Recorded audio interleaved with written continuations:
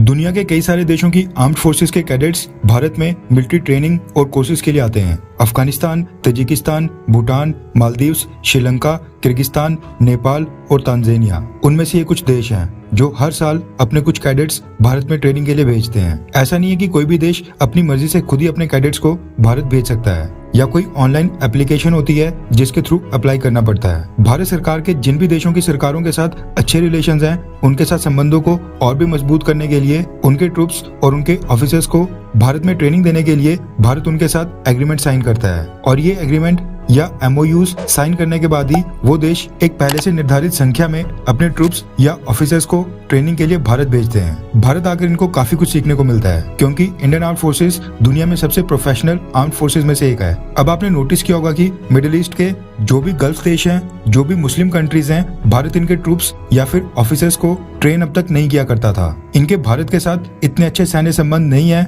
जितने इनके पाकिस्तान के साथ हैं। अब इन सबको पता है कि इंडियन आर्म्ड फोर्सेस की क्या कैपेबिलिटीज हैं, इसलिए ये देश अक्सर भारत के रिटायर्ड ऑफिसर्स को हायर करते हैं और वो इन सब देशों को इनकी फोर्सेस को ट्रेन करने में इनकी मदद करते हैं। रिसेंटली कतर से भी इंडियन नेवी के वेटरन्स का एक केस सामने आया था, जिसके बाद पता चला था कि कतर जो कि मिडिल ईस्ट में एक छोटा सा देश है, वहाँ भी इंडियन आर्म्ड फोर्सेस के रिटायर्ड वेटरन्स बड़ी संख्या में उनकी फोर्सेस को ट्रेन कर रहे हैं। मिडिल ईस्ट में जो भी गल्फ देश हैं, क्रूड ऑयल और नेचुरल गैस के बलबूते इनके पास पैसा तो बहुत ही ज्यादा है, लेकिन इनकी आर्म्ड फोर्सेस इतनी केपेबल नहीं है। तभी तो मक्का मदीना की सिक्योरिटी के लिए सऊदी अरब पाकिस्तान आर्मी की मदद लेता है और हाल ही में जो कतर में फुटबॉल वर्ल्ड कप हुआ था, उसकी सिक्योरिटी के लिए भी कतर ने पाकिस्तान आर्मी के ट्रूप्स की मदद ली थी। अपनी सिक्योरिटी के लिए किसी दूसरे देश के ऊपर निर्भर होना किसी भी देश की सबसे बड़ी कमजोरी बन सकता है एंड ये चीज अब मिडिल ईस्ट की मुस्लिम कंट्रीज को भी समझ में आने लग गया है कि ये देश पाकिस्तान आर्मी के ऊपर पूरी तरह से निर्भर नहीं रह सकते हैं, वो भी सिक्योरिटी के मामले में तो बिल्कुल नहीं। ऐसे में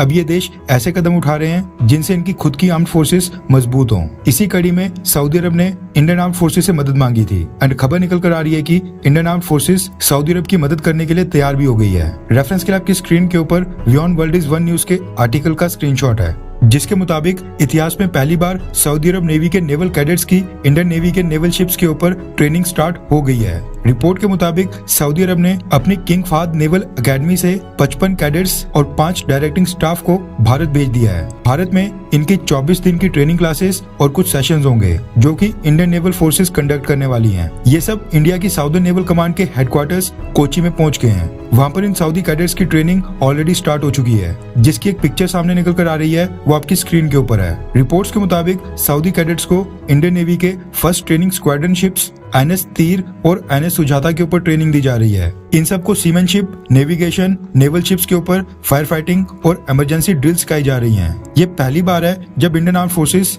सऊदी अरब के कैडेट्स को इस तरह की स्पेशल ट्रेनिंग दे रही है, जो कि दर्शाता है कि सऊदी अरब और भारत के बीच के सैन्य संबंध कितने मजबूत हो रहे हैं। खैर, सऊदी अरब के नेवल कैडेट्स को भारत में ट्रेनिंग देना, क्या ये इंडियन नेवी का सही फैसला है, वो भी इंडियन नेवी के शिप्स के ऊपर? हाँ या फिर ना? नीचे कमेंट करके अपनी राय जरूर बताएं।